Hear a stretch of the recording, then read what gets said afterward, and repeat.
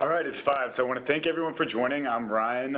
This is going to be our webinar we've tried to do for a while now, but one of the I should say one of the really exciting parts of medicine that's really developing at the moment, and that's senescence. So we're going to be going through a little bit about senescence, talking a little bit about the mechanisms behind that, as well as some ways to mitigate we have with senescence, and talk about some of the more innovative options as well as some of the more classical options. And so with that, we'll get started. Just taking a step back from senescence generally, just looking at aging and the aging process. Aging is characterized by a gradual functional decline. And so, over time in animals, particularly in mammals, that happens across multiple different organ systems, and causes a progressive deterioration that eventually leads to tissue dysfunction.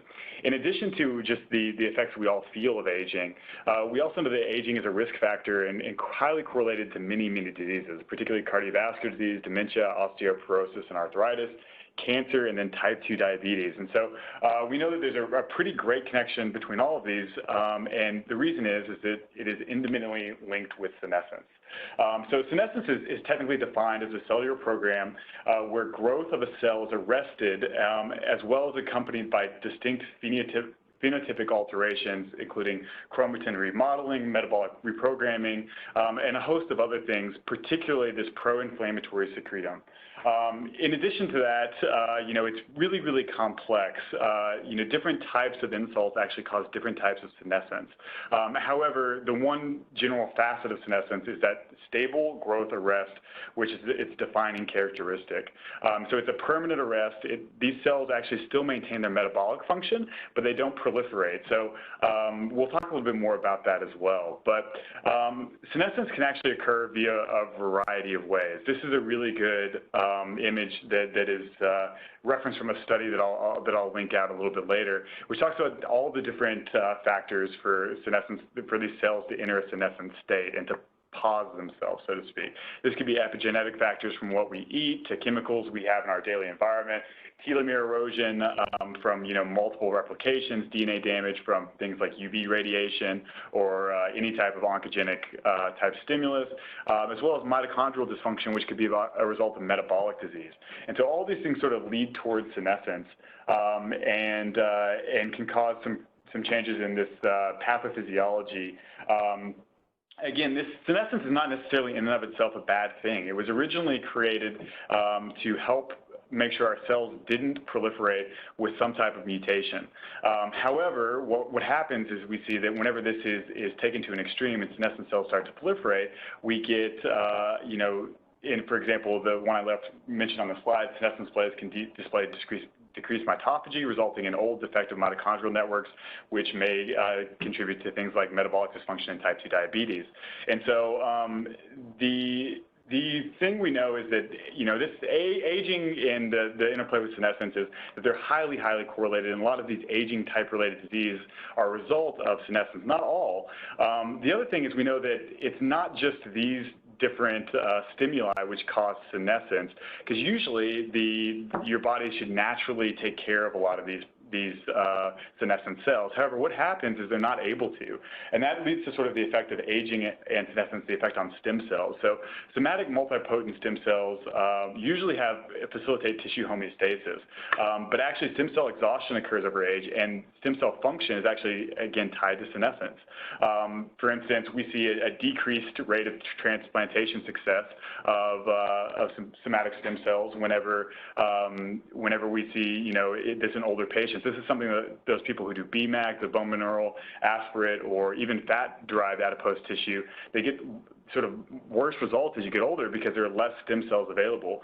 And so not only that, but this decline is not just associated with high turnover tissues, but things like neural stem cells as well. And so in addition to all these insults we get over time, we're also not repairing them and taking care of these senescent cells by replacing them with a lot of our stem cells.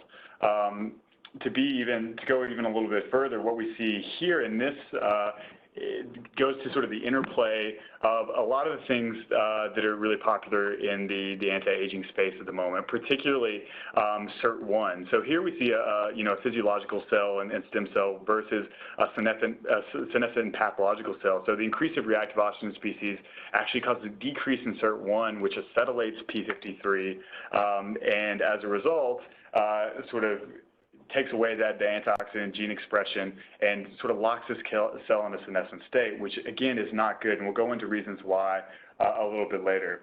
And the reason why is how this cell actually looks. So the senescent cell, like I said, has and the bad side. The good side is that you can stop tumor suppression. You can actually cause tumor suppression by stopping the proliferation of tumor, DNA oncogenes, or you can prevent fibrosis, or in one of the most important ones, immune cell attraction. But what happens is whenever you get a lot of different cells that are going into the senescence phenotype, you get this positive feedback loop, which is not good. Instead, you get things like promoting cancer due to promotion of cell proliferation, causing angiogenesis to tissues you don't want to bring blood vessels to. But beyond that, you get impaired tissue regeneration and this low-grade chronic inflammation, which causing this aging process across tissues. And so this senescence-associated secretory phenotype is what we definitely want to fight. We want to fight that dark side, and this is the reason that we experience a lot of the problems we have with these senescent cells. Going to this diagram, there's a couple things I want to note on this diagram. It's very, very complicated, but the one thing I want to highlight is the role of NF-kappa beta. The regulation of the secretory-associated phenotype is definitely dependent on the type of cell and the senescence inducer. However, almost all of the key effectors of the secretory phenotype are really shared through regulation of NF-kappa beta and a couple of these other enhancer binding protein domains. And so really all things go through that NF-kappa beta, which is really, really important when we decide about how to treat it. The other things that we see are these SASP genes cause an increase in these inflammatory mediators like IL-6, IL-8, IL-1, and some of these MMPs. And also another important thing to note is to show that on the left side of this diagram, a lot of that autocrine stimulation, so the same factors that it's secreting, particularly the IL-6 and IL-8, also activate these pathways to, again, cause this growth arrest and activate the NF-kappa beta. So it's a sort of a positive feedback loop, which is obviously not good.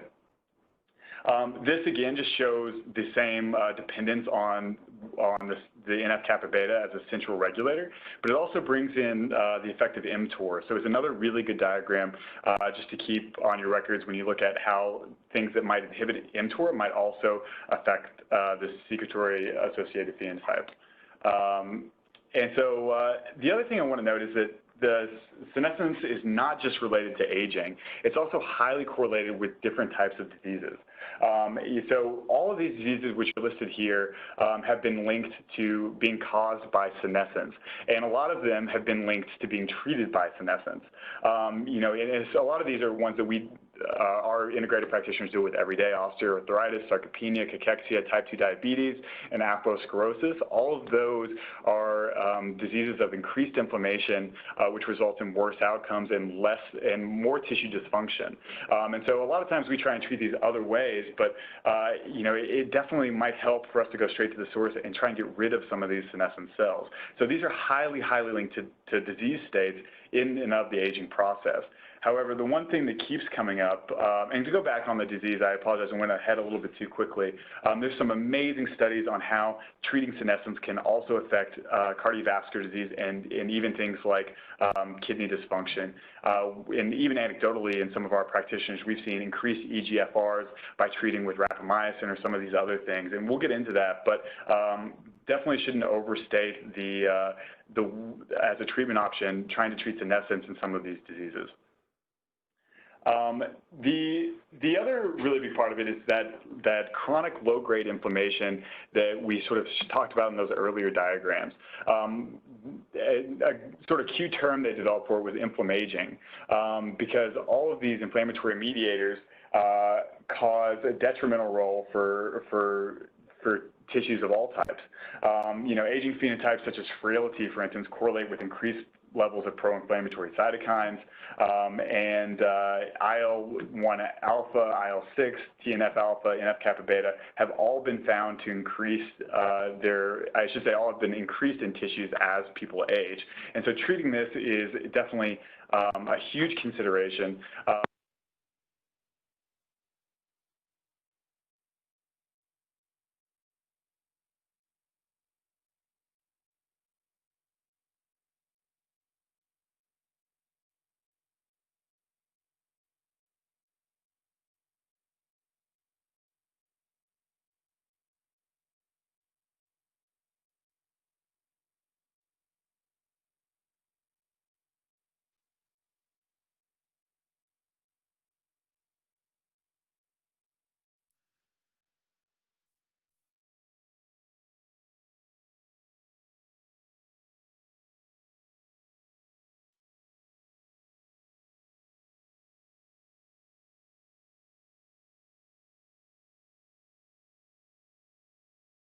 As I was sort of referencing there, this inflammation is one of the fundamental parts of the aging process and its effect on tissues. And we'll go a little bit more into that as well.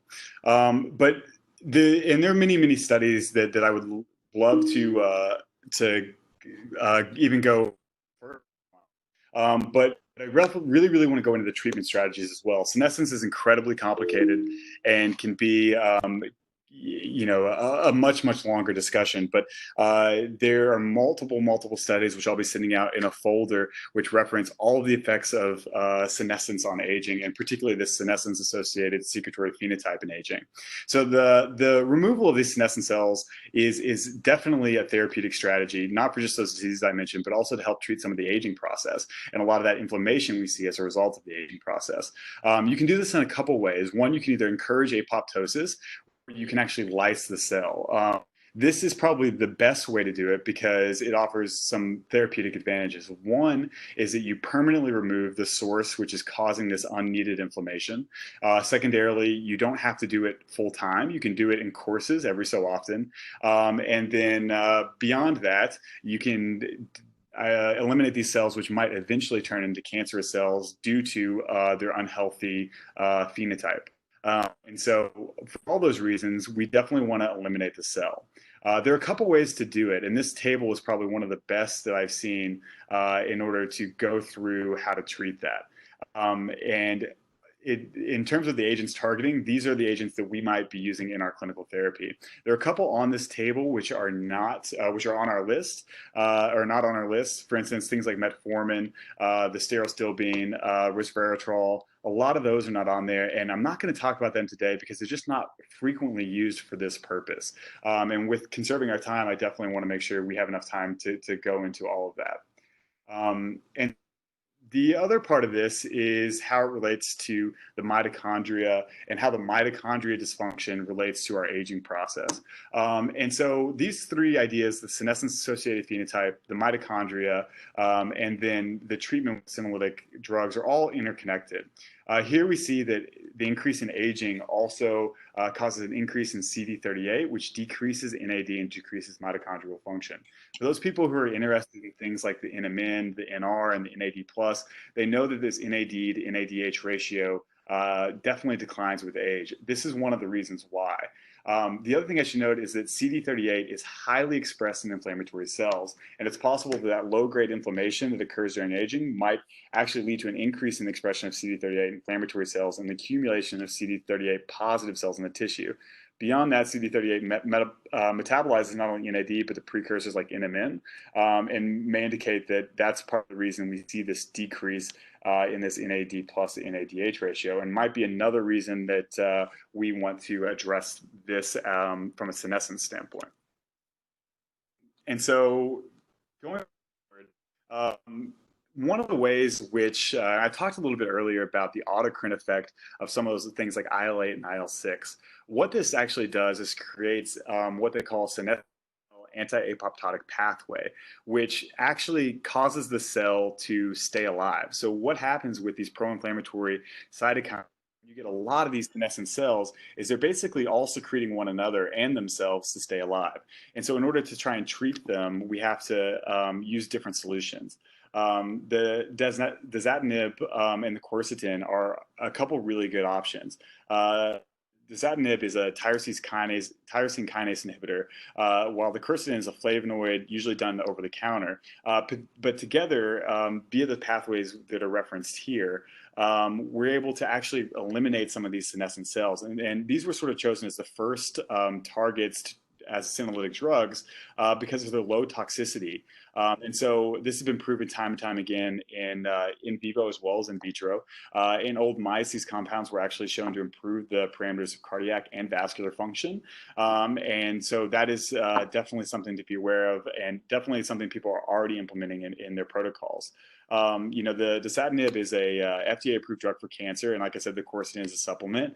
Typically, people will use the dasatinib around 50 milligrams. Sometimes people go up to 100, and the quercetin is usually around 500 milligrams. This study that I sort of pictured below showed the result in human beings, and had the the result of the study was showing that greatly affected senescent cell actually removed a lot of that inflammation. So this is definitely a treatment option to consider. And whenever you think about this anti-aging process, definitely a good protocol to combine together. In terms of thinking about some of the downsides of this, the dasatinib has got quite a few things. However, the typical dose used for chemotherapy is 140 milligrams, whereas, again, like I said, this is usually around 50 milligrams. And most of these side effects, are definitely not common and easy to avoid or treat. However, it does also have a lot of drug interactions because of its CYP3A for metabolism. And so definitely something to consider if you're using any other drugs or using anything to treat any type of upper GI issues such as, acid reflux. The quercetin is a little bit easier to treat. Usually the biggest side effect would be headache or tingling in the arms and legs. And then at very, very high doses IV could also cause some issue. The only really consideration here in terms of contraindications would be if they're on any type of quinolone antibiotic, and it could decrease the efficacy of that antibiotic. So again, something to consider for that combination therapy. One of the most popular senescent solutions are the raptalogs, and in particular, the most famous of that being the rapamycin. The rapamycin is an allosteric inhibitor of mTOR complex 1, and it's definitely the most well-studied raptalog. It's been studied in a variety of animal species, worms being, sort of first with its SIRT1 activation, and then even beyond that with mice and companion animals such as dogs. And we know that rapamycin is most effective at higher doses, but this has been definitely, I should say, pushed forward in the clinical literature by Dr. Stephen Green and Dr. Blagascloni. And here they sort of, Dr. Blagascloni in particular defines a term called Geo Conversion, where a quiescent cell goes to an sort of an irreversible senescent cell. And how do we try and prevent that? And because his is that the cell is stimulated for growth, but it can't actually divide, so it becomes a hypersecretory, hypertrophic, pro-inflammatory, hyperfunction cell. And so mTOR can drive this geoconversion, and by inhibiting mTOR complex 1, we slow that geoconversion.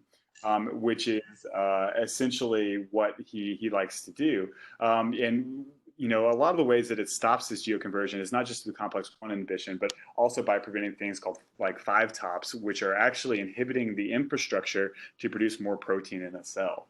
And so this is just another consideration to have thinking about the rapamycin and how it takes its effect. And here we also see a little bit more about the mechanism apart from mTOR, where we see it can inhibit these senescent cells by NRF2 independent mechanism. And so, again, just another way to show that this is having an effect at decreasing the load of senescent cells and decreasing that inflammation, which can lead to aging. In terms of the protocol, rapamycin is an FDA-approved drug. Most people will do it from 2 to 6 milligrams once weekly, and the protocol typically lasts for around 4 to 6 weeks, and people will do it maybe once a year, sometimes twice a year. The side effects However, at low doses, particularly I would say the 2 milligram tends to be most popular, just once weekly. We don't see much of an effect, and this is not something to be used in people who can't tolerate being immunosuppressed at least slightly. But the rapamycin is by far and away one of the most standard products at treating this senescent cell load and getting rid of that through apoptotic means. One of the ones that I'm most excited about is a peptide called FOXO4-DRI. And this study that I referenced here on the right was from 2016. And it goes into a little bit more of the molecular, the cellular, the tissue, and then the effects in the animal or the organism. And so this in particular is another great study because it looks at how senescent cells might be able to avoid apoptosis, and then allows for an anti-senescence compound to address that particular way that they avoid being degraded. And I won't go into it because I definitely want to make sure we have enough time. But basically, this FOXO4 is a gene that is highly regulated in sort of longevity and expression and how it interacts with P53. P53 controls both apoptosis and senescence under the DNA scars method. And if you remember from one of the earlier slides, most of the insults, the majority of the insults that would cause a cell to go into senescence have its effect via this DNA scars method, which prevents degradation by MDM2. And so they sort of solve this opportunity, and they raise the question of whether FOXO4 could maintain senescent cell viability by binding P53 and inhibiting P53-mediated apoptosis in favor of cellular arrest. So they designed this product called FOXO4-DRI, and basically the FOXO4-DRI is the same protein as FOXO4, but using all the DO amino acids. And this is actually a very, very hard peptide to make, but together they showed that by competing with endogenous FOXO4 for P53 binding, they were able to disrupt the senescence-associated binding domains and therefore cause P53 to be non-active. And the other thing about FOXO4, which is really, really interesting, is it doesn't predispose any healthy cells to DNA damage and selectively targets the cells which have undergone senescence. This is a picture I always like to show because it shows the mice before and after being treated with the FOXO4-DRI. And this, obviously the mouse on the left looks frail. It's got, less hair. It's got gray hair. And then beyond that, we also see that, that there are a lot of cardiovascular inflammatory mediators that look worse in this mice, as well as its effect on glomerular filtration. Its EGFR is actually lower as well. So we see all these improvements in the FOXO4-DRI, and it's as evident as looking at that picture. And so again, and just to recap, we saw it counteracted the loss of renal function, it counteracted hair loss, it counteracted fragility and sarcopenia, and it improved. It reduced IL-6 expression, the whole 9 yards. And so this basically showed FOXO4-DRI as a method of reducing those senescent cells. Currently, this has no human trials, but in the studies it was given IV. The IV human dose would be 400 micrograms per kilogram, and that would be every other day, and that's just 3 different IVs. We will be rolling this out after we get getting our preliminary study results back, and probably within the next 2 to 3 weeks, and we're highly, highly hopeful based on the results we've seen to date. One of the other things that I definitely want to mention as a way to target senescent cells are by stimulation of the immune system to help clear these cells. In particular, the thymosin alpha-1 is a great way to do that. For those who've heard me speak before, I always speak glowingly about the thymosin alpha-1 for its many, many effects and essentially its lack of side effects. The way that this can help essentially target these abnormal cells are by increasing MHC class 1 expression, as well as promoting these cytotoxic T cells and CD4 helper cells. So altogether, you get a really, really good cell killer response, and we can get to clear a lot of these senescent cells from our system. This goes into the Zadaxin of the commercially available product. Most of the time, though, most of the physicians who prescribe from us will do around 1.5 milligrams 2 times a week in order to maintain just a general healthy immune response. Another thing that senescence can sort of target is this immunosenescence, which causes the immune system to be worse as you age. And so this is also something we don't really have to, we can definitely help with the thymosin alpha-1. Not only are you helping that secondary immune senescence, but if you combine it with a lot of these other things like the raptologs or even the quercetin, you can reverse that immune senescence by getting rid of a lot of those quiescent cells or those senescent cells. And again, there's really no contraindications or side effects to the thymosin alpha-1. Can be used just about any patient. Now, as we get into the mitochondria, as I mentioned a little bit earlier, increasing aging and increasing the CD38 response, we also see that the low-grade inflammation also increases the CD38 response. So this is definitely something we want to address, not just from a senescence standpoint, but also from a mitochondrial health standpoint. For those who have listened to some of our webinars on things like the MOTSC, we know that that is also highly correlated to longevity. And so with clearing these senescent cells, we definitely want to think about function. The issue, though, is that most of the ways you address mitochondrial function is through precursors or NAD+, so things like the NMN or the NR. However, what we see is that the NAD+ and some of its precursors actually might increase the pro-inflammatory secretory phenotype. So this is not always a good thing. For instance, you might not want to give it has an active cancer. And so even beyond that, we see sort of this pathway, the rate limiting is the NAMP here at the top. And we know that for instance, NAD plus or the NMN can actually increase the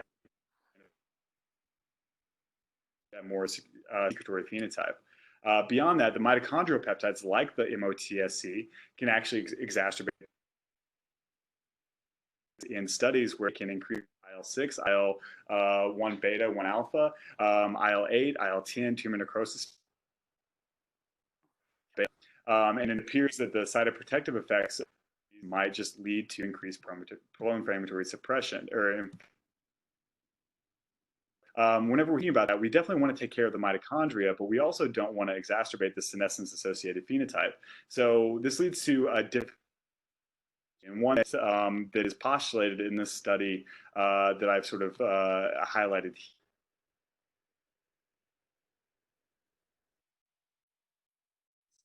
Step to clear the cell burden, and then the second step, treat with mitochondria to optimize and increase of certain things that you might be genetically predisposed to, like Alzheimer's, via reducing the toxicity of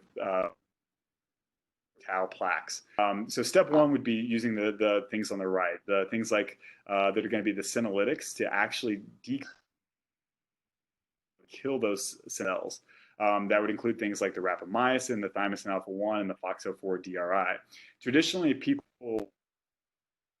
thymosin alpha-1, the rapamycin, and they might even throw in the quercetin or the dasatinib combo, as well as the fisetin.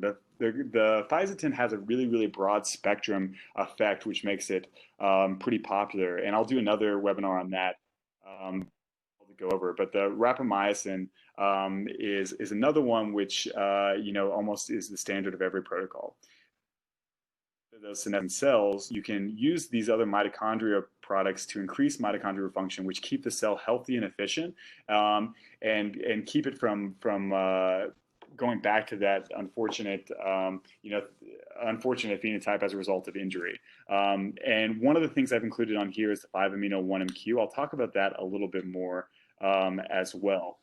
And so with that being said, I just definitely want to throw a little bit more about the MOTSC up here. This goes into a little bit of how it has its effects. Sorry, before I do that, I also want to show just again that it does have some exceptional longevity in people who have a polymorphism to express more of this MOTSC through its metabolic homeostasis, but also by increasing insulin sensitivity. And as I reiterated earlier, type 2 diabetes and insulin sensitivity is one of the ways senescent cells can cause their damage. And again, this just goes into the path of purine synthesis, leading to higher ACAR, AMP kinase, and the PGC1 alpha, which increases mitochondrial biogenesis. So the MOTSC is definitely a way to increase longevity and also performance. And so that is definitely a must-have of the step 2 of the protocol. The other thing I want to talk about was the 5-amino-1-MQ. As we continue to talk about NAD, NMN, this is also one that is highly relevant. The NMMT is a cytosolic enzyme which has a role in modulating cellular energy homeostasis by regulating levels of nicotinamide. As you get older, this NMMT enzyme increases in activity. What we see is in white adipose tissue, this NMMT is significantly increased in activity as you age. It has in tissue has significantly the tissues that upregulate this have significantly less metabolic activity than those who have low levels. Furthermore, the end product, which is the 1-methyl-nicotinamide, is highly associated with things like body mass index and waist circumference. And so we know this might be a clinical relevant target for obesity as well. And that's definitely what we see. Lastly, mice who are fed a high-fat diet and treated with things that would block this NMMT activity showed basically that they were protected from gaining weight off of diet-induced obesity. So diets that should have made them gain adiposity did not whenever this enzyme was blocked.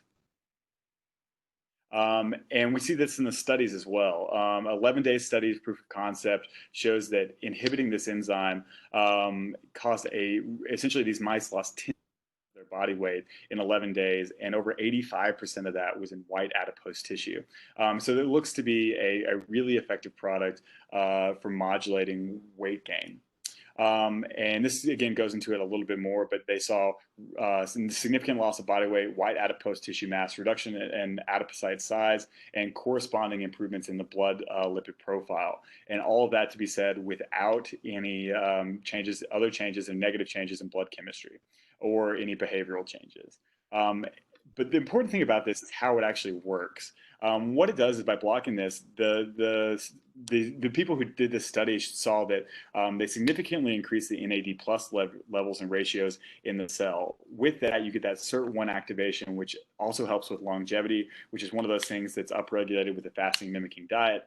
And in addition to that NAD plus, you increase energy metabolism, decrease white adipose tissue mass.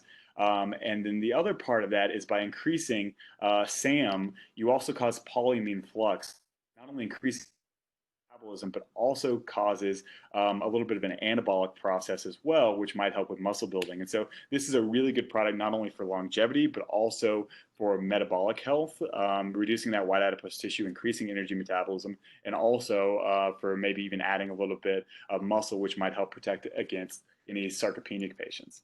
And so this is also, this dosing has changed a little.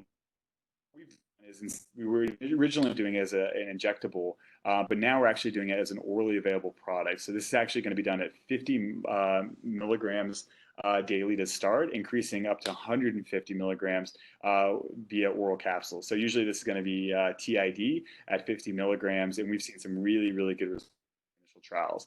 And so with that being said, just as a general recap, in order to fight senescence and the senescence associated phenotype, which is highly associated with aging and some diseases, most people will do a 2-part course to treat this. They'll do prescribe things like rapamycin, the quercetin, the FOXO4 DRI, and then do that for a period of 6 to 8 weeks, once or twice a year, and then they'll optimize with things like the mitochondrial peptides.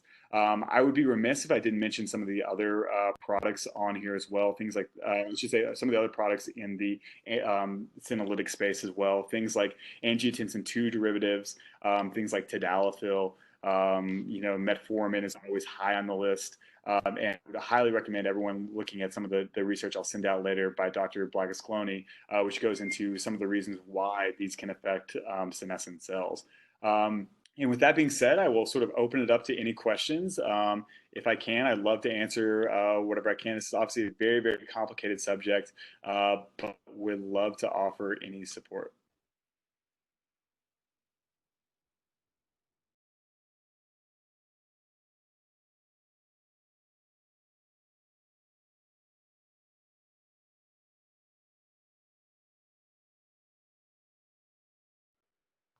On here, the sound went significantly down again. I apologize.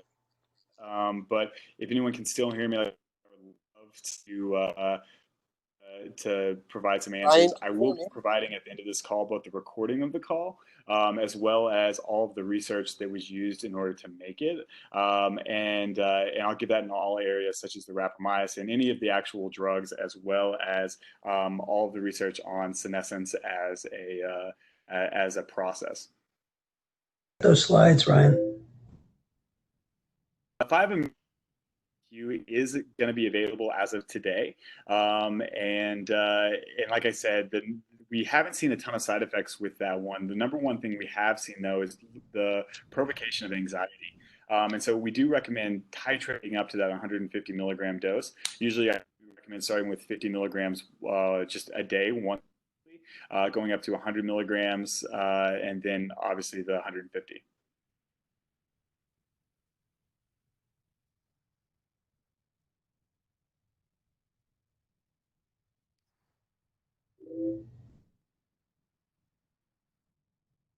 Have a source for the NM. I also see a question here asking about NAD in the phase 2 of the protocol.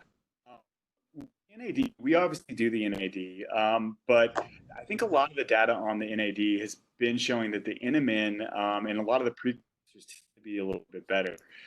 So usually right now we only do the NAD as usually the IV at around 800 to 1.2 milligrams. If we're doing it via any other type of dosing, it tends to be a subcutaneous injection, and people will typically do 100 milligrams, usually anywhere from 50 to 150 milligrams, 2 to 3 times a day. The thing with the 5-amino and as well with the NMN is that you're still getting those increased levels, and there's actually a lot better data on the NMN compared to the NAD, and protecting against things like the high fat and diet-induced obesity. And so I would probably, for anyone who's doing the NAD, probably recommend the 5-amino 1-MQ or the NMN a little bit more.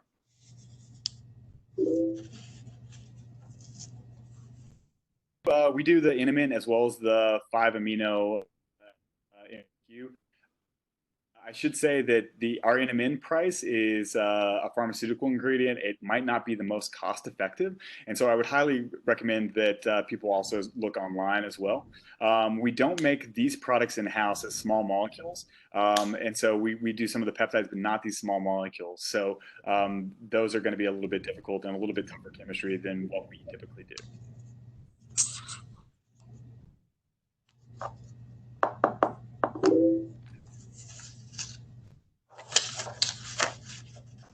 I'm not seeing any other questions, but if you do, you can always feel free to email me directly at rs@tailormadecompounding.com. Like I said, we'll be providing a lot of resources for everyone who's interested in this anti-aging senescence space. And I apologize again for some of the technical difficulties, but look forward to answering everyone's questions a little bit later. Thanks so much.